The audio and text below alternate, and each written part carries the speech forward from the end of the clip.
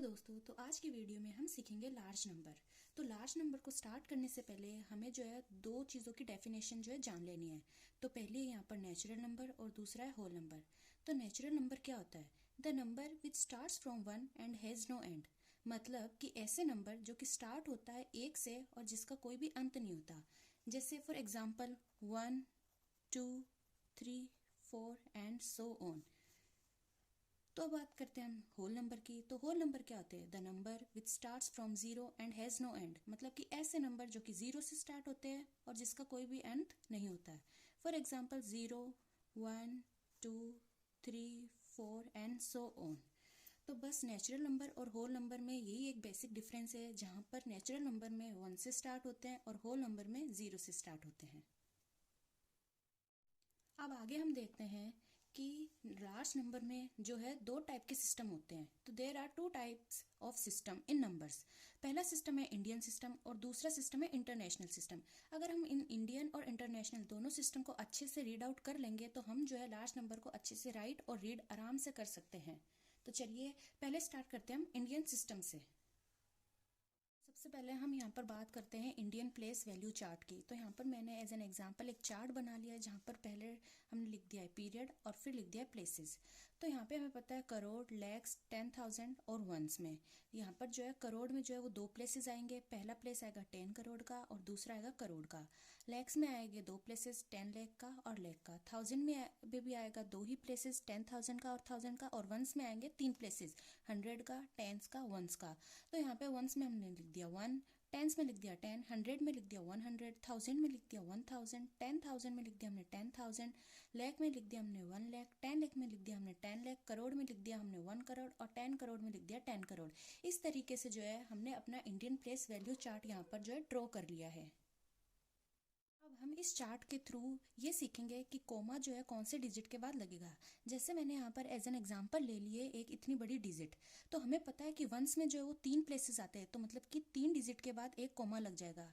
तो यहाँ पर आ गया वंस, टेंस एंड 100, तो मतलब तीन डिजिट के बाद एक कोमा लग जाएगा। ठीक उसी तरीके से थाउजेंड में आते हैं दो प्लेसेस, 10,000 और 1000 के। तो मैंने यहाँ पे दो डिजिट के बाद एक और कोमा लगा दिया।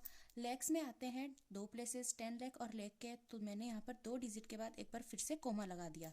और करोड़ के भी अपने ही दो प्लेसेस होते हैं। तो यहाँ पे मैंने पूरी डिजिट में जिस हिसाब से कोमा लगते हैं उस हिसाब से लगा दिया। तो यहाँ पर आ गया 87 करोड़, 32 लाख, 56,920।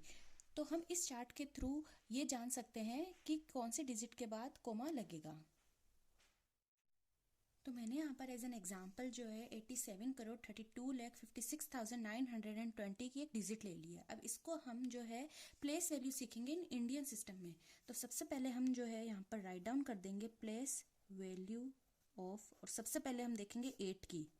तो 8 जो है यहाँ पर कौन से प्लेस पे? 8 जो है यहाँ पर करोड़ के 10 करोड़ के प्लेस पर है। तो 8 को हम डिवाइड कर देंगे 10 करोड़ के साथ, और इसका जो भी आंसर आएगा वो हम इसी के नीचे राइट डाउन कर लेंगे। तो यहाँ पर आ जाएगा 80 करोड़। ठीक उसी तरीके से हम यहाँ पर राइट डाउन कर देंगे प्लेस वैल्यू ऑफ 7, और 7 जो है वही करोड़ के 1 करोड़ की प्लेस पर है। तो 7 को हम जो है 1 करोड़ के साथ मल्टीप्लाई कर देंगे। तो इसका आंसर आ जाएगा 7 करोड़।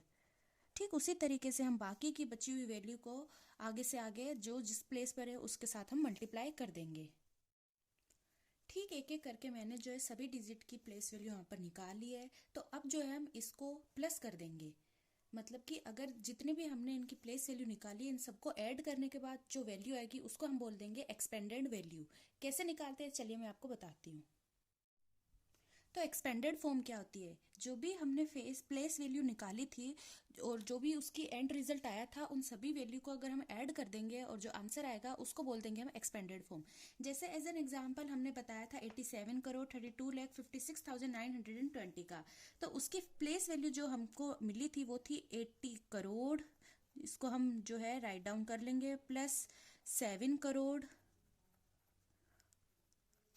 प्लस 30 लाख। इसी तरीके से हम जितनी भी वैल्यू आई थी उसको आगे से आगे राइट डाउन करते रहेंगे। तो ऐसे करके मैंने सभी प्लेस वैल्यू को यहाँ पे राइट डाउन कर लिया और इसी को हम बोल देते हैं एक्सपेंडेड फॉर्म। तो यहाँ पर हमारा इंडियन सिस्टम जो है वो कंप्लीट होता है। नेक्स्ट वीडियो में हम सीखेंगे इंटरनेशनल सिस्टम क्या होता है।